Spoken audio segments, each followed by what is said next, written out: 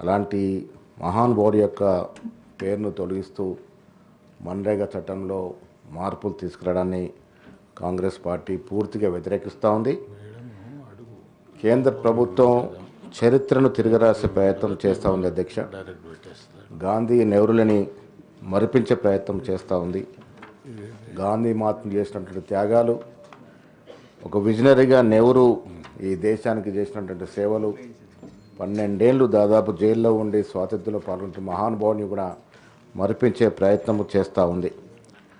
అధ్యక్ష, ఈ Mahatma Gandhi national rural guarantee scheme అవుతుందో అధ్యక్ష, సోనియా గాంధీ గారు అనంతపూర్లో పర్యటిస్తున్నప్పుడు గ్రామాల్లోకి వెళ్ళినప్పుడు ప్రతి ఇంటికి తాళం చూసి ఇంటి పరిస్థితిని ఆరాధించినప్పుడు జీవనోపాధి కోసం వీరు విదేశాలకి పక్క రాష్ట్రాలకు వెళ్తున్నారని చెప్పినప్పుడు పక్కనే ఉన్నటువంటి ఆనాడు ఐఏఎస్ ఆఫీసర్ కొప్పులరాజు గారిని నోట్ చేసుకోమని చెప్పి ప్రధానమంత్రి గారిని వారితో సంప్రదించి వీరికి మినిమం పని దినాలు ఉండాలి, ప్రతి పేదవాడికి పని చేసుకునే హక్కు ఉండాలి, తద్వారా జీవనోపాధి కలిగే హక్కు ఉండాలనే ఉద్దేశంతో ఈ మాత్రమైనటువంటి మన్రేగా స్కీమ్ని ఆగస్టు 23, 2005లో తీసుకురావడం జరిగింది. అధ్యక్ష, 2006లో ఇది ఇంప్లిమెంట్ అయింది. కొన్ని కోట్ల మందికి ఇది నిజ జీవనోపాధి అందించినటువంటి స్కీమ్ ఇది. 2005 నుంచి 6 నుంచి నిరాటకంగా 20 ఏళ్ల పాటు ఈ స్కీము దిగ్విజయంగా జరిగింది. అధ్యక్ష, సోనియా గాంధీ గారి యొక్క దూరదృష్టి, పేద ప్రజల యొక్క ఆకాంక్ష నెరవేరుస్తూ వారికి ఫలాలు అందే ఉద్దేశంతో ఈ స్కీమ్ని ప్రవేశపెట్టింది. అధ్యక్ష, దీంట్లో నిజంగా ఫలాలు అందనటువంటి వ్యక్తులు భారతదేశం ఇప్పుడు కూడా ఇంకా అభివృద్ధి చెందుతున్న దేశాల్లో ఉంది. దగ్గర పరిపూర్ణంగా అభివృద్ధి చెందలేదు. చాలామంది ఇంకా బిలో పావర్టీ లైన్లో ఉన్నటువంటి వ్యక్తులు ఉన్నారు. మన్రేగా స్కీమ్లో ఎక్కువగా లబ్ధి పొందింది 90% ఎస్సీ, ఎస్టీ, బీసీ మైనార్టీలే. ఒక 10% అగ్రవర్ణ పేదలు కూడా లబ్ధి పొంది. దాంట్లో మహిళలు ఎక్కడ పోయినా కూలీ మహిళలు కనబడేది. మహిళలు 62% దీంట్లో లబ్ధి పొందినారు. అధ్యక్ష, 2014లో అధికారంలోకి వచ్చిన బీజేపీ ప్రభుత్వం పకడ్బందీ వ్యూహంలో భాగంగానే దీన్ని నీరుగారుస్తూ వచ్చింది, ఫండ్స్ తగ్గిస్తూ వచ్చింది. మంత్రి గారు చెప్పినట్టుగా 12 కోట్ల పనిదినాల నుంచి దాదాపు 6 కోట్ల పనిదినాలు తప్పించినారంటే ఉద్దేశపూర్వకంగానే ఈ యొక్క పూర్తి కార్యక్రమాన్ని నీరుగార్చాలి.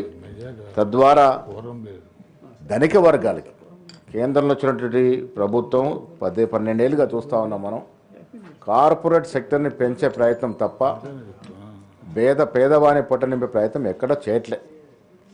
వీళ్ళ పెట్రోల్ డీజిల్ ప్రైజులు చూసుకుంటే 3 పెరిగినాయి. విదేశీ మార్కెట్లో క్రూడ్ ఆయిల్ ధరలు తగ్గుతూ వస్తూ ఉంటే మన దేశంలో మాత్రం పెట్రోల్ డీజిల్ ధరలు పెంచుతూ పోయినారు. సామాన్యుడికి ఏది కూడా అందుబాటులో లేకుండా విధంగా వారు ప్రోగ్రామ్స్ ఇస్తూ ఉన్నారు. దాంట్లో భాగంగానే వల్ల మన్రేగాని సమూలంగా మార్పులు చేసి నిధులు కోత. అధ్యక్ష, మన రాష్ట్రం ఇప్పుడు దాదాపుగా కొత్తగా తీసుకొచ్చారు 60%, 40% అని. దాదాపుగా 80% రాష్ట్రాలు వీళ్ళు అప్పులో కూరుకుపోయినట్టు రాష్ట్రాలు. మన రాష్ట్రం చూసుకుని దాదాపు గత ప్రభుత్వం 8 లక్షల కోట్ల అప్పులో మనం కూర్చోబెట్టిపోయింది. ఇవాళ ఇక్కడ 40% పెట్టాలంటే తలకు మించిన భారం. అంతేగా చెప్పిన 1700 కోట్ల అదనం భారం పడుతుందంటే ఇవాళ మనం ఇచ్చినటువంటి స్కీములు, ఇస్తున్నటువంటి వెల్ఫేరు, వారికి సరిపడా మళ్ళీ పని దినాలకి డబ్బులు ఇవ్వాలంటే ఎంత ఇబ్బందికర పరిస్థితుంటో తెలిసి కూడా కేంద్ర ప్రభుత్వం ఉద్దేశపూర్వకంగా 60%, 40% తీసుకొచ్చింది అంటే క్రమేణా ఈ కార్యక్రమాన్ని ఎత్తేసే ప్రోగ్రాం పెట్టుకుంది. ఏ రాష్ట్రం కూడా సమూర్తంగా నిధులు ఇవ్వలేని పరిస్థితి వస్తుంది. కాబట్టి క్రమేణా మన్రేగా కార్యక్రమానికి స్వస్థపరకాలన్నటువంటి ఉద్దేశంతోనే ఈ రకమైనటువంటి మార్పులు చేసినట్టుగా కనబడుతోంది. అధ్యక్ష, కేంద్రంలో ఇందాక సభ్యులు చెప్పినట్టుగా పేర్లు మారుస్తూ వస్తూ ఉన్నారు. ఎప్పటికప్పుడు గాంధీ మహాత్ముని, నెహ్రూని, ఆ తర్వాత వచ్చిన ప్రధానమంత్రుల్ని మరిపించే ప్రయత్నం చేస్తూ ఉన్నారు. చరిత్రను తిరగరాసే ప్రయత్నం చేస్తూ ఉన్నారు. రాజ్యాంగాన్ని సమూలంగా మార్చుకునేటువంటి ప్రయత్నం చేస్తూ ఉన్నారు. దీంట్లో భాగంగానే ఇవన్నీ కార్యక్రమాలు జరుగుతూ ఉన్నాయి. కేవలం మతం, కులం పేరుతో రాజకీయాలు చేస్తూ అభివృద్ధిని అటకెక్కిస్తూ సామాన్య ప్రజల్ని పట్టించుకోకుండా ముందుకోతున్న తరుణంలో ఇవాళ ఈ మన్రేగాలో జరిగినటువంటి మార్పులు, పేరు మార్పుని కాంగ్రెస్ పార్టీ తీవ్రంగా వ్యతిరేకిస్తుంది. మాన్య ముఖ్యమంత్రి గారు అసెంబ్లీలో బిల్లు ప్రవేశపెట్టడం ఇక్కడ మంత్రి గారు ప్రవేశపెట్టి నేను పరిపూర్ణంగా స్వాగతిస్తూ ఉన్నాను. దీని మీద పార్టీలకు ఖచ్చితంగా చర్చ జరగాలి. కేంద్ర ప్రభుత్వం తక్షణమే ఈ బిల్లును వెనక్కి తీసుకోవాలి.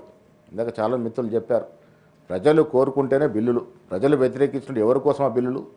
రైతు వ్యతిరేక చట్టాలు తీసుకొచ్చినప్పుడు, రైతులంతా రోడ్డు మీదకి వచ్చినప్పుడు కేంద్ర ప్రభుత్వం దిగొచ్చి బిల్లులు వెనక్కి తీసుకున్నట్టు పరిస్థితుంది. దీంట్లో కూడా జరగకూడదని లేదు. ఇది కొన్ని కోట్ల మందితో ఆధారం ఉన్నటువంటి స్కీమ్, ఇది ముఖ్యంగా పేద ప్రజలకు అందుతున్నట్టు స్కీము. ఈ స్కీమ్ను నీరుగార్చే ప్రయత్నం చేస్తే కాంగ్రెస్ పార్టీ సహించదు. ప్రజలు రోడ్డు మించుకుంటే పరిస్థితుంది. ఇవాళ INTSలో జరుగుతున్న ధర్నా పోయొచ్చిన అధ్యక్ష దాదాపు 5,000 మంది